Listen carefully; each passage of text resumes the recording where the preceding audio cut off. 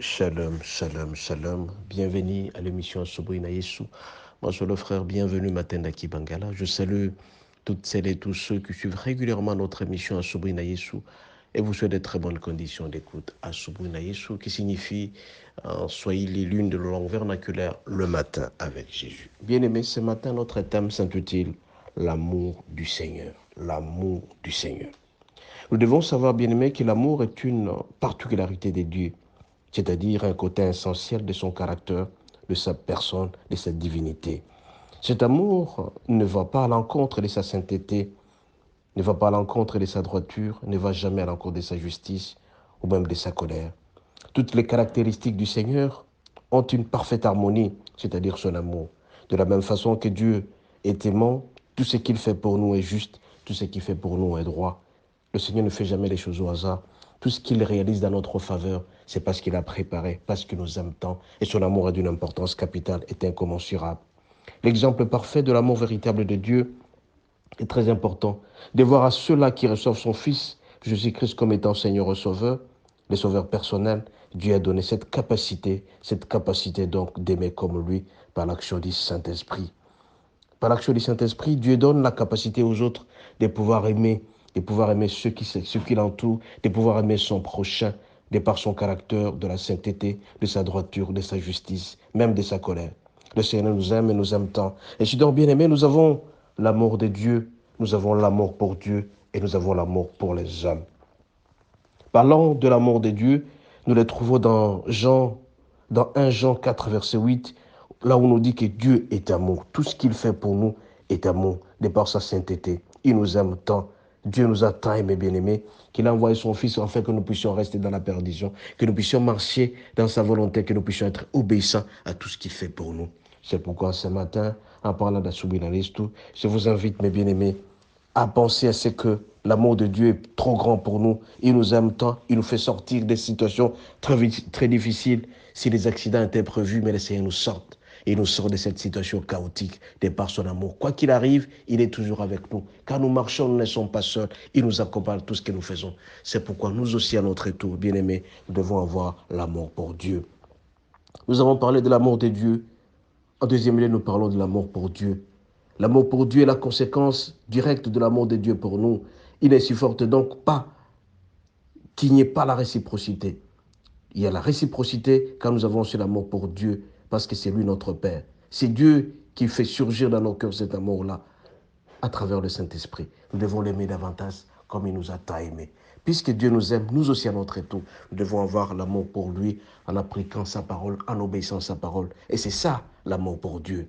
Bien-aimés, nous avons en premier lieu l'amour pour les hommes. Puisque Dieu nous a traduit son amour par sa sainteté, sa justice, puisque nous aussi à notre tour nous l'aimons et nous avons l'obligation à notre tour, bien-aimés, de ne pas être égoïste, mais d'aimer aussi les autres, de par la parole de Dieu qui déclare dans Matthieu 12, verset 31, que tu aimeras ton prochain comme tu t'aimes toi-même. Ne soyons pas égoïstes, ne souhaitons pas la souffrance des autres, ne souhaitons pas la mort des autres, mais souhaitons tout simplement que les autres soient comme nous. Ça s'appelle amour. Cet amour bien-aimé, on ne peut pas l'obtenir si on est sans la sanctification, sans la sainteté, sans la droiture, sans la justice. Sollicitons la présence de Dieu dans notre vie. Ainsi donc, nous allons développer et notre amour envers lui, et Dieu va développer son amour auprès de nous, et notre amour auprès du prochain. Nous avons toujours dit que nous sommes au centre. Devant nous, nous avons les seigneurs. Derrière nous, nous avons les autres. Et entre nous, au centre, nous avons nous-mêmes. Nous devons nous aimer nous-mêmes. Nous devons aimer les seigneurs. Nous devons aimer les prochains. Ça s'appelle l'amour. Tout ça, ça n'implique pas l'égoïsme. Ça s'implique l'amour. Et on ne peut jamais réussir cela si on ne se rend pas à la sanctification, à la sainteté, la fuite du péché. Quand nous fuyons le péché, bien-aimé, le Seigneur nous aimera davantage et nous allons travailler d'arrache-pied. Le Seigneur nous aime et il nous sort de certaines situations difficiles. Il y a des accidents qui sont prévus, mais le Seigneur nous sort toujours indemnes. Il y a des maladies qui nous agacent, mais le Seigneur nous sort toujours indemnes parce que nous aime tant. Nous aussi, bien-aimés, nous avons l'obligation d'aimer le Seigneur, de marcher selon sa volonté, de par sa parole, et nous l'aimons davantage. C'est pourquoi ce matin, pour posséder notre journée, développons l'amour pour le Seigneur, puisque le Seigneur est avec nous. Partout nous marchons, dans les moindres détails de notre vie, le Seigneur est avec nous. Nous sommes obligés de le prier, de le louer à jamais, qu'il soit avec nous, qu'il soit notre amour, qu'il soit notre fidèle, qu'il soit notre intime, dans tout ce que notre intimité dépend de sa parole. Nous devons aimer la parole de Dieu, nous devons fuir le péché, nous devons chanter son nom à tout moment, nous devons les glorifier à toutes circonstances de notre vie, parce qu'il est là, parce qu'il nous aime tant. À ses enfants, il montre ce qu'il faut faire. Même s'il est en colère, le Seigneur nous sort de certaines situations. C'est pourquoi nous sommes appelés à marcher selon sa volonté, à l'aimer davantage, à écouter sa parole, à fuir le péché, à ne pas partager notre amour avec d'autres personnes. Le Seigneur ne veut jamais que nous puissions partager son amour. Aussi, quand nous sommes dans nos foyers, évitons de partager notre amour avec une autre personne à part notre conjoint. Et quand nous allons partager avec une autre personne à part notre conjoint, la malédiction va nous frapper. C'est pourquoi le Seigneur nous demande à ce que nous puissions confier totalement en lui, à nous confier en lui à travers le Saint-Esprit. Nous allons vivre, comme on l'a toujours dit, moi et notre famille, nous allons servir le Seigneur. Sois avec nous, notre Dieu, nous allons prier davantage. On va prier. Notre Dieu, notre roi, en ce matin où nous procédons notre journée, nous demandons à ce que ton amour puisse inonder nos cœurs, que nous puissions t'aimer, que nous puissions avoir un amour pour toi, Seigneur, et un amour pour les autres.